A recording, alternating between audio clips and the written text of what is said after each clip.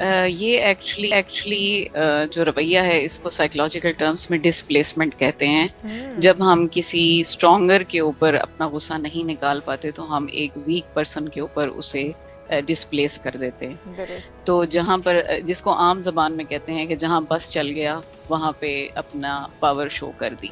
تو اسٹرانگر کے اوپر جب بس نہیں چلتا تو کسی ویکر کی طرف ہم اپنا اینگر ڈسپلیس کر دیتے ہیں. لیکن اچھی اور سمجھداری کی بات یہ ہوتی ہے کہ انسان کو یہ پتہ ہونا چاہیے کہ وہ اینگر ڈسپلیس کر رہا ہے. اور جب اینگر ڈسپلیسمنٹ ہو رہی ہوتی ہے تو ایکچولی میں تبدیلی کا احساس وہیں سے پیدا ہوتا ہے. جو کانشیس اور اویئر لوگ ہوتے ہیں وہ اس بات کو سمجھتے ہیں اور وہ پھر اپنے آپ کو روکنے کی کوشش کرتے ہیں کہ یہ وہ بندہ یا یہ وہ ٹارگٹ نہیں ہے جس کی وجہ سے میں غصے میں ہوں, سو آئی شوڈنٹ ڈسپلیس دیٹ. تو بالکل. یہ اویئرنیس ہونا بھی بہت ضروری ہے.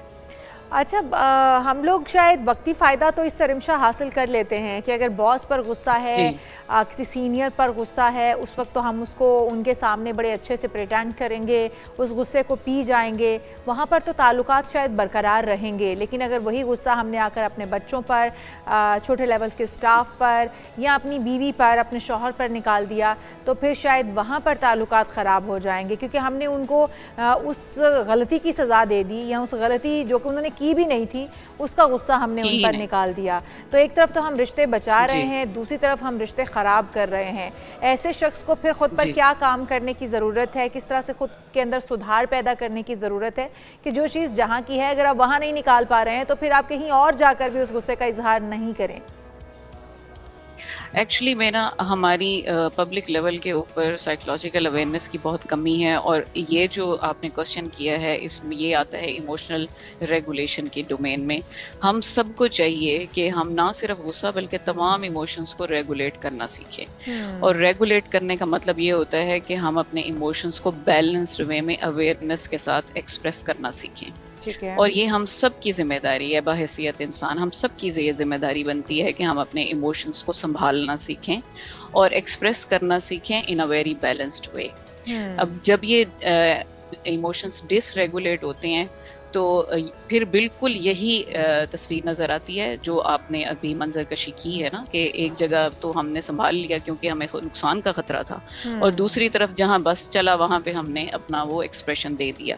درست. تو یہاں پہ جو علم کی کمی ہے, اویئرنیس کی کمی ہے, اور بہت شدید پبلک لیول پہ اویئرنیس کی بھی کمی ہے اور کہ اپنے آپ ایموشن اور اپنے اینگر کو ریگولیٹ ریگولیٹ کرنا. کرنے کی ضرورت ہے. اچھا رمشا صاحبہ, ہم نے جی بہت سارے واقعات میں یہ بھی دیکھا کہ ایک شوہر, ایک مرد اپنے گھر والوں کے ساتھ اس کا رویہ مختلف ہے, مختلف طریقے سے ٹریٹ کرتا ہے انہیں, غصے کا بھی اظہار کرتا ہے, چڑچڑے پن کا بھی اظہار کرتا ہے. لیکن وہی بندہ اگر باہر کسی ادر خاتون کے ساتھ, کسی ادر مرد کے ساتھ یا اپنے اپنے سوشل سرکل کے اندر بڑے اچھے سے, بڑے مؤدب انداز میں بات کرتا ہے, تو یہ بھی تو منافقانہ رویہ ہوا کہ آپ کا وہ کہتے ہیں نا ہاتھی کے دانت کھانے کے کچھ اور دکھانے کے کچھ اور. اب باہر جہاں پر اگر آپ اچھے سے برتاؤ نہیں بھی کریں گے تو شاید چلے گا, لیکن گھر کے اندر آپ کا برتاؤ اچھا ہونا چاہیے. تو اس منافقانہ رویے کو کس طرح سے ہم سمجھ پائیں یا کس طرح سے اس پر کام کس طرح سے کریں, کیا کہیں گے اس پر آپ؟ یہ جو تینوں آپ نے کوشچنس کیے ہیں یہ تقریباً اسی ہی کیٹیگری میں آ رہے ہیں کہ یہاں پہ آپ کو ایک امیج میں, بظاہر امیج میں اور ریئل امیج میں فرق نظر آ رہا ہے. اور یہاں پہ بھی یہی ہے, جب ایک انسان دو سیٹنگز میں ڈفرینٹ اپنے بیہیویئر کا اظہار کر رہا ہوتا ہے تو اس کے پیچھے ایک وجہ بہت بڑی یہ بھی ہوتی ہے کہ اسے کانسیکوینسز کا ڈر اور خوف نہیں ہوتا ہے. جب ایک سیٹنگ میں اس کا بیڈ بیہیویئر وہ شو کر رہا ہے ان اپولوجیٹکلی, اٹ مینس کہ اسے نتائج کا کوئی خوف نہیں ہے, اس کو پتہ ہے یہاں سب چلے گا اور وہ سب کچھ کر سکتا ہے. لیکن اگر دوسری ہی سیٹنگ میں اس کو یہ احساس ہو کہ یہاں مجھے جواب دہی کا خوف ہے, یہاں میری اکاؤنٹیبلٹی ہوگی اور مجھے پکڑا جا سکتا ہے اور مجھے جواب دینا پڑے گا اور یہاں سے مجھے جواب مل سکتا ہے, تو وہاں پھر وہ اپنے آپ کو بیٹر امیج میں پورٹری کرنے کی کوشش کرتا ہے.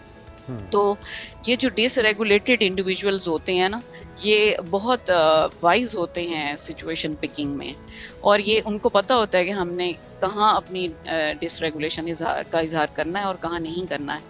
یہاں پہ نا ایک جو سچویشن ہینڈلنگ دوسرے پارٹ پہ بھی بہت ڈپینڈنٹ ہوتی ہے کہ وہ اپنا پیس پروٹیکٹ کرنا چاہتے ہیں یا نہیں کرنا چاہتے ہیں، اور وہ اپنے لیے اسرٹیولی اسٹینڈ لینا چاہتے بھی ہیں یا نہیں. اگر ایک انسان نے آپ کو پنچنگ بیگ بنا لیا ہے تو آپ اپنے پیس آف مائنڈ مینٹین کرنے کے لیے اسٹینڈ لیں. اگر آپ سٹینڈ نہیں لیں گے تو مسلسل آپ اس کا پنچنگ بیگ ہی بنے رہیں گے نا. لیکن وہ جو شخص سب کو جس نے پنچنگ بیگ بنایا ہوا ہے اس کے لیے مشورہ کیا ہے؟ وہ کس طرح سے اپنی عادتوں کے اندر سدھار لے کر آئے؟ ایک تو یہ کہ آئیڈیل سچویشن تو یہی ہے کہ غصے کا اظہار جتنا کم ہو سکے اتنا کیا جائے، لیکن کیا اس کے کچھ سائیڈ ایفیکٹس بھی ہوتے ہیں؟ اگر آپ مسلسل آپ کو کوئی چیز ناگوار گزر رہی ہے، چاہے وہ ورک پلیس پہ ہو، چاہے گھر میں ہو یا سوشل سرکل میں ہو، اگر آپ اس کو دباتے رہتے ہیں تو اس کے بھی تو نیگیٹو امپیکٹ ہوں گے آپ کی شخصیت کے اوپر. تو کس طرح سے اینگر مینجمنٹ کی جائے ایک چیز، اور اگر غصہ آ ہی رہا ہے تو پھر وہ جس جگہ پہ آ رہا ہے جہاں پہ ہونا نکلنا چاہیے وہیں پہ نکالا جائے، تو اس کے لیے کیا تھیراپی آپ سجیسٹ کریں گی؟ اینگر مینجمنٹ کا یا کسی بھی ایموشن کی مینجمنٹ کا سب سے پہلا سٹیپ یہ ہوتا ہے کہ we should be aware about our emotions. یہ پتہ ہونا چاہیے کہ آپ کیا فیل کر رہے ہیں کسی سچویشن میں. اور انفارچونیٹلی اینگر کی آئیڈینٹیفیکیشن لوگوں کو نہیں ہوتی. اینگر کی نہیں، مطلب ایموشنس کی کریکٹ آئیڈینٹیفیکیشن لوگوں میں نہیں ہوتی ہے کہ وہ کس سچویشن میں کیا ایگزیکٹلی فیل کر رہے ہیں. اس کی بہت کمی ہے. تو کریکٹ آئیڈینٹیفیکیشن آف ایموشنس، اور اس کے بعد ان فیلنگس کو اون کرنا کہ ہاں مجھے یہ ایموشن فیل ہو رہا ہے. Right now I'm feeling angry یا I'm feeling hurt at this time. تو جب آپ اپنے ایموشن کو اون کر لیتے ہیں اور آپ یہ اپنے آپ کو یہ بتاتے ہیں کہ I am going through this condition, تو آپ کا مائنڈ آٹومیٹکلی اس کو مینیج کرنے کے لیے آپ کو تیار کرنا شروع کر دیتا ہے. یہاں پہ پہلے سٹیپ پہ غلطی ہوتی ہے کہ لوگ پہلے تو غلط آئیڈینٹیفیکیشن کرتے ہیں، دوسرا اون نہیں کرتے کہ ہاں مجھے یہ ایموشن فیل ہو رہا ہے. تو جب ہم اس کو ریگولیٹ کرنے یا مینیج کرنے کی طرف جاتے ہیں تو سب سے پہلے ہم انہیں یہی سکھاتے ہیں کہ just try to correctly identify your emotion and just own it.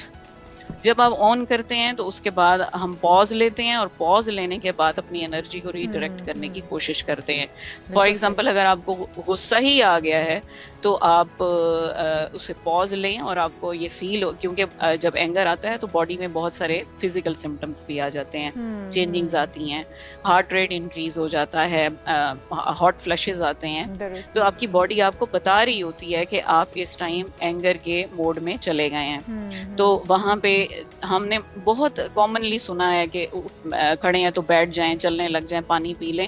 یہ ساری چیزیں کیا کر رہی ہوتی ہیں؟ یہ ساری چیزیں ہمیں ایک وقفہ اور پاز لینے کے لیے کہہ رہی ہوتی ہیں. ہمارے دین نے بھی تو کہا ہے رمشا صاحبہ کہ اگر آپ اپنی جگہ تبدیل کر لیں، اگر آپ غصے میں ہیں، اگر آپ کھڑے ہیں تو بیٹھ جائیں، بیٹھے ہوئے ہیں تو کھڑے ہو جائیں، پانی کا گلاس پی لیں اور اپنی جگہ کو تبدیل کریں تاکہ آپ کا جو ایک غصے کا جو بالکل وہ تبدیل ہو جائے، اسٹیٹ آف مائنڈ ہے وہ چینج ہو اور انرجی ریڈائریکٹ کرنے کا موقع مل جائے.